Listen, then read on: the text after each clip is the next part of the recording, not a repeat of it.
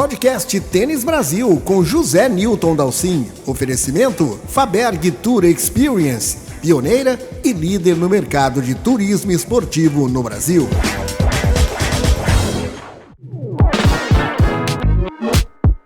Apesar do fraco desempenho dos brasileiros na chave de simples e da queda prematura de Alexander Zverev nas quartas de final, o Rio Open completou sua 11ª edição com um enorme sucesso de público e de patrocinadores. A venda antecipada dos ingressos garantiu casa cheia independente dos resultados em quadra. E a experiência das 65 mil pessoas que novamente foram ao Jockey Club brasileiro é sempre a melhor possível, a começar pelo incrível visual do clube com aquele Cristo Redentor tão próximo. Muitas atrações e interatividade no chamado Boulevard Leblon, que é uma extensa avenida de quiosques e lojas que recepciona quem chega ao evento. Essa é a primeira ótima impressão que se tem. Quem consegue lugar na quadra central assiste obviamente aos melhores jogos, mas também pode circular por todos os demais espaços do clube, incluindo as concorridas quadras de treino, local onde é possível ficar a poucos metros das estrelas. Essa, aliás, é uma das áreas que poderiam ser ampliadas nas próximas edições, tamanho o interesse do público em ver os treinamentos. O Rio Open, no entanto, vive um dilema. Com a ascensão fatal de João Fonseca, os 8.000 lugares diários reservados ao público tendem a ficar muito pequenos. Por isso, o podcast Tênis Brasil dessa semana começa conversando com um dos executivos mais importantes da IMM, a promotora do evento, para saber dos projetos de expansão que se tornaram realmente urgentes. Ouçam aqui. Luiz Fernando Procópio Carvalho, obrigado pela tua presença aqui no podcast Tênis Brasil, diretor do Rio Open. Aliás, Luiz, eu quero logo de cara parabenizar vocês todos da IMM pela extraordinária organização desta edição 2025. De todas as que eu já estive presente aí no Rio, foi certamente a mais bem organizada, de maior concorrência. Tivemos a pena, aquele pequeno problema de 2 ou 3 jogadores acabarem não competindo, e obviamente além do João Fonseca em si, que tinha uma grande expectativa, mas tirando a questão técnica sobre a qual não se tem controle, acho que a organização em si foi mais uma vez extraordinária. Por falar em João Fonseca, eu quero justamente começar aqui a primeira pergunta para te indagar como é que fica a questão João Fonseca. Se nada acontecer de errado, e tomara a Deus que nada aconteça, daqui a um ano João Fonseca vai chegar no Rio Open, ali entre os 30, outros 20 do mundo, vai ser a grande atração do torneio. E obviamente a estrutura atual não suporta a demanda que o João Fonseca deve gerar. Então a primeira pergunta que eu te faço é: que planos existem, se é que eles existem, para se ampliar as atuais condições do Rio Open dentro do Jockey Club? Ouvi dizer por aí que existe um projeto, uma ideia pelo menos, de se transferir o estádio principal para dentro do hipódromo, daquela área do hipódromo, que é muito ampla, onde o Jockey Club faz muitos eventos ao longo do ano, com muito mais gente, né? Obviamente gente no chão, não tem arquibancada, mas ali oferece um espaço muito amplo. Então eu queria saber de você o que é que pode ser feito para, imaginando que o torneio vai continuar no Jockey Club em 2026, o contrato está assinado e mantido, como focar isso em relação a essa demanda incrível que o João Fonseca deve gerar. Oi Zé, bom dia, é um prazer estar podendo falar com você. Sobre essa questão do João Fonseca, né, dessa alta demanda por ingressos do Rio Open, é algo que a gente já vinha sentindo até antes do sucesso dele. Eu tenho falado que os ingressos esgotaram em outubro, novembro, quando foi feita a abertura, e o João Fonseca realmente estourou em dezembro ali no Finals, Next Gen Finals. De fato, o que a gente pôde sentir foi uma procura ainda maior pelo Rio Open de vários aspectos, né? Não só de ingresso, mas acho que da cobertura de mídia, das ativações de patrocinadores querendo se associar com o esporte, da demanda por conteúdo, né? Muitos podcasts, muitos sites, muitos perfis de Instagram, Twitter, com um alto volume de engajamento, então isso é muito legal e positivo ver que nessa combinação Rio Open e João Fonseca pode dar ainda bons frutos para o nosso esporte. Em se falando de planos do futuro, a gente nunca esteve parado, a gente está sempre em movimento, o Rio Open está em constante transformação, a gente sempre prezou até por um ponto que é a experiência das pessoas que vão no Jockey Club, e obviamente isso se passa em essa questão do espaço, e a gente está estudando várias formas de poder resolver essa questão.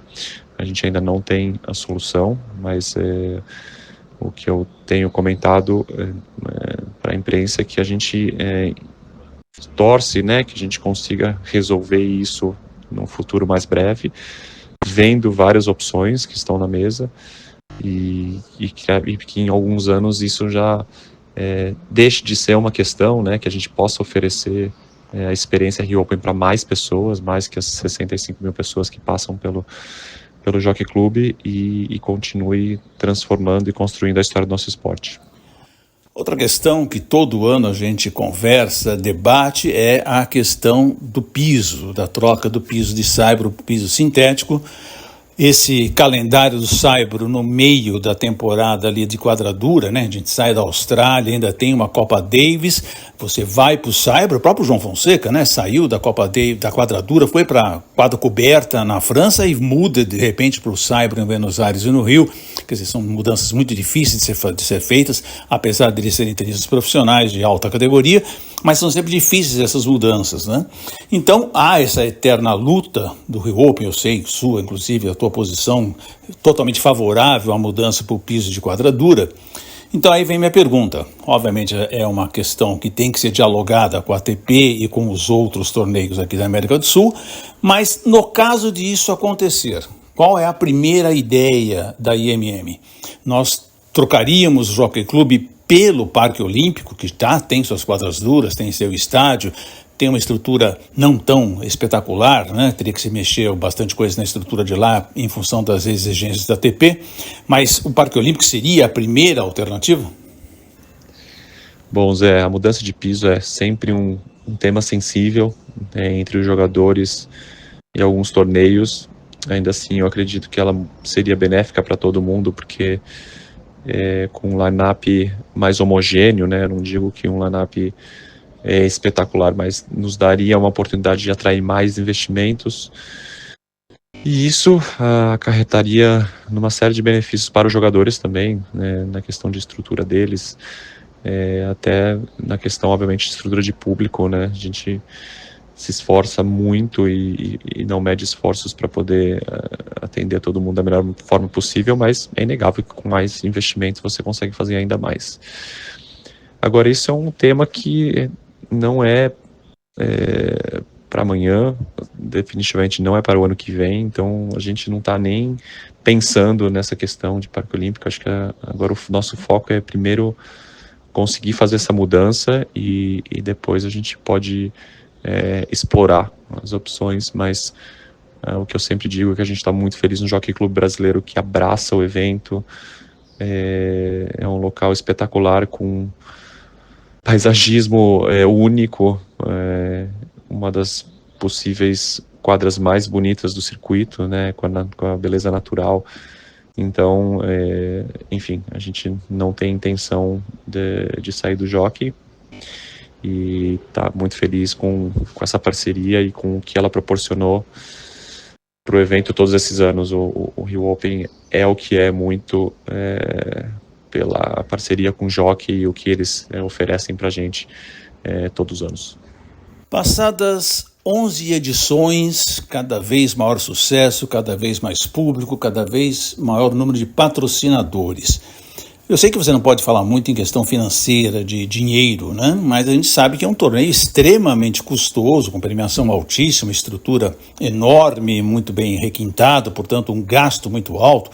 Calcula-se, dizem por aí, que o custo de um torneio desse geralmente é 5 vezes mais do que a sua premiação, né? Então estamos falando aí de uma coisa de 10 milhões de dólares.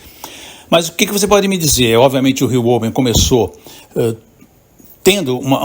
assumindo uma questão deficitária, né, porque precisava marcar a sua presença, criar a sua marca dentro do mercado nacional.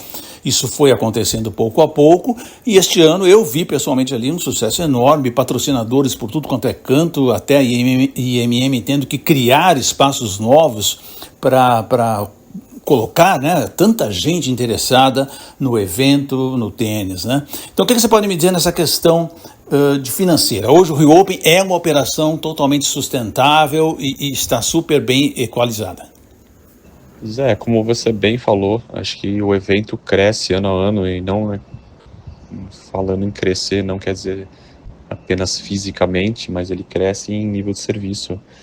Então, obviamente, a gente está super feliz com a quantidade de parceiros, de marcas interessadas, mais feliz ainda pelo engajamento e pelo investimento nas ativações do Boulevard, né? Hoje você tem não só ativações dentro do Rio Open, como fora do Rio Open. Foi o caso da nossa parceria com o Rio Galeão, com o Aeroporto, com o Shop Leblon, com a Claro, que fez um FanFest em São Paulo. Enfim, então a gente está muito feliz com o engajamento de todas essas marcas que mostram, né, o valor agregado da marca Rio Open junto com essas marcas que são líderes de segmento. Então, né, nesse ponto, muito satisfeitos, e os investimentos eles são usados para exatamente fazer melhorias, né, nas estruturas. E é isso que a gente tem feito ano a ano. Né, expandindo as áreas, adicionando áreas mais cobertas, né, nos anos mais recentes criando uma ouvidoria, o pilar diversidade, trazendo o torneio de wheelchair. São vários investimentos que a gente faz ano a ano para deixar a experiência ainda melhor, porque a gente acredita que é isso, à medida que vai crescendo os investimentos, a gente precisa nos superar, e a gente busca isso ano a ano, e não vai deixar de sempre tentar oferecer uma estrutura melhor, um serviço melhor para o público presente do Rio Open. Por fim, a gente sabe muito bem da desejo já antigo e manifestado da IMM de trazer de volta o WTA 250, né? Quando o Rio Open começou, ali nos primeiros anos, ele carregou junto um WTA 250, junto com o ATP 500, que depois foram separados porque havia necessidade de um investimento maciço no masculino para a fixação da marca, né? Mas eu te pergunto, Luiz, a ideia do WTA 250, obviamente aproveitar esse ótimo momento do tênis feminino brasileiro também, com a Bia e seus resultados, o seu crescimento. Esse torneio seria, portanto, completamente separado do Rio Open, em outra data, em outro lugar, e eu acredito em São Paulo. O que é que você pode adiantar para a gente desse projeto, dessa ideia de sair ainda em 2025? Em relação ao WTA 250, de fato você bem falou, ele é uma data que era do Rio Open até 2016, depois acabou sendo levada para fora em alguns locais na Europa, né? Agora estava mais recentemente em Monastir, na Tunísia, e não é de hoje que a gente vem discutindo qual seria a melhor opção para viabilizar o WTA de novo no Brasil. A gente ainda não tem local, nem cidade, nada confirmado. A gente tem ainda um sonho e uma equipe que está comprometida em conseguir tornar esse sonho realidade. Então, são vários fatores que corroboram e determinam se a gente vai conseguir ou não concretizar esse sonho. Mas com certeza, assim que a gente tiver tudo mais confirmado, a gente vai poder passar as informações para vocês, para a imprensa, para o público. E a gente torce que, conseguindo trazer esse WTA de volta, a gente vai cumprir um sonho nosso, mas também um compromisso nosso de oferecer para as meninas uma plataforma tão boa quanto é o Rio Open para os meninos, sabendo aí do potencial da Bia, da Luísa, da Laura, da Carol, da Ingrid, e das meninas que estão vindo de baixo, obviamente, a Vitória e a Naná, que estão aí, são fenômenos e com certeza podem ser as próximas João Fonseca daqui a uns anos, dado o talento que elas têm, os resultados estão começando a aparecer também, óbvio, sem botar a pressão que elas já têm nelas mesmas, mas a gente sabe que quando tem esses talentos, eles são raros e a gente torce para que elas desabrochem e se tornem grandes tenistas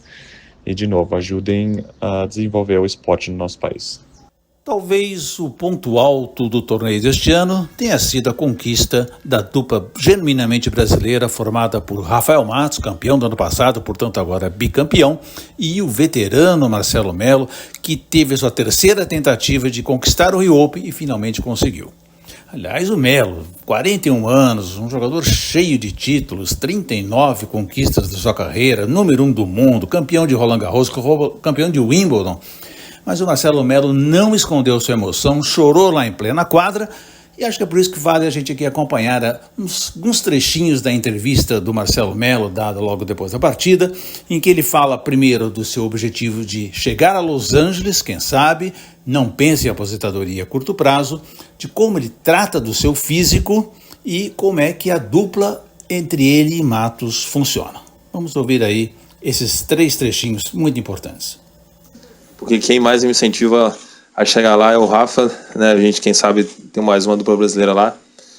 Como eu falei, né? Eu tô muito bem, continuo fazendo o possível para estar jogando no alto nível. Vou continuar ainda, nem perto penso em parar por agora. Se der, vou ficar realmente muito feliz, né? Vai ser minha 5ª Olimpíadas. Eu preocupo muito com a recuperação, né? A gente vai, logicamente, ficando mais velho, as coisas demoram um pouquinho mais.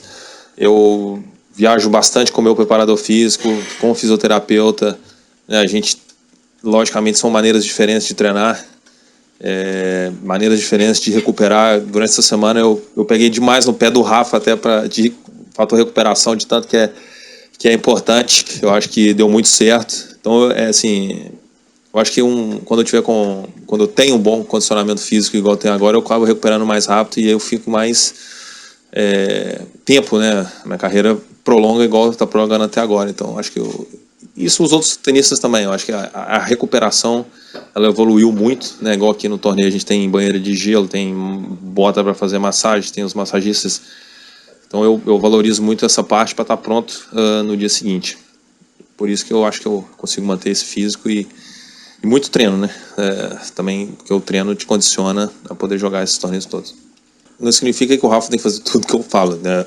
A experiência vem com os anos, né? Vou dar um exemplo dessa semana. Nós acabamos os 2 jogos tarde.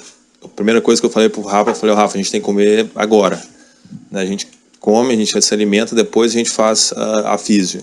Então, assim, eu venho tentando trazer as experiências, né? O Rafa sempre foi muito disposto a aprender com várias experiências que eu tenho. O Rafa também é muito experiente, mas logicamente eu jogo há muito mais tempo, né? Mas não significa que o Melo é o líder do time. Isso não existe. 50% a gente ganha e perde junto. E eu acho que é essa sintonia que funciona, né? A gente saber que quando eu falo pro Rafa, eu falo, Rafa, a gente precisa alimentar agora. Não é porque o Marcelo tá mandando comer, eu vou comer. O Rafa vai treinar um pouquinho a mais, eu vou treinar um pouquinho a menos. É muito importante a gente saber, especialmente pela diferença de idade, que cada um tem o seu caminho, mas a gente tem que ter a linha de chegada igual, né? Não dá para eu chegar amanhã e treinar 3 horas e o Rafa, de repente, consegue. Então, eu administro um pouco melhor, devido à experiência, mas eu tento de jogo também, né? Hoje, você pode ver que o Rafa tive que segurar muito aquele momento de ter perdido o match point num voleio. Imagina você perder um match point no Rio para ganhar o torneio num voleio, que é o que eu mais faço. Mas o Rafa estava lá apoiando com a experiência dele também, né? Não significa que ele não tem experiência, né? São, às vezes, experiências diferentes. Isso é o que eu gosto muito e faz eu jogar mais relaxado, né? Então, isso é fenomenal desde o começo. Eu sempre falei isso pro Rafa, que eu desfruto muito mais quando a gente se dá bem dentro e fora de quadra, e a gente se dá muito bem dentro e fora de quadra. Viva os maiores eventos esportivos do mundo com as experiências exclusivas que só a Faberg pode proporcionar. Garanta seus ingressos e pacotes personalizados para sentir essa emoção com sofisticação, conforto e acessos privilegiados. Acesse faberg.com.br e garanta seu lugar. Podcast Tênis Brasil com José Newton Dalcin. Oferecimento Faberg Tour Experience, pioneira e líder no mercado de turismo esportivo no Brasil.